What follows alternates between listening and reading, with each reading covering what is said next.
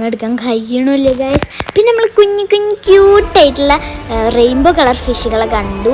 പിന്നെന്താ പറയുക, പിന്നെ നമ്മളൊരു കടലിൻ്റെ അടിയിൽ നിൽക്കുന്ന പോലത്തെ ഒരു ഫീൽ ചെയ്യുന്നു കേട്ടോ.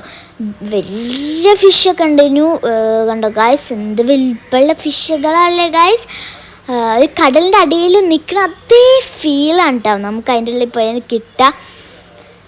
അപ്പം അടിപൊളിയിൽ തന്നെയാണ് അവർ സെറ്റ് ചെയ്തിരിക്കുന്നത് ഫുള്ളാട്ടോ ഗായ്സ്.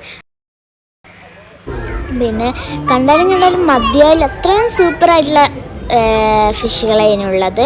നമ്മളിതങ്ങനെ നടക്കുകയാണ്.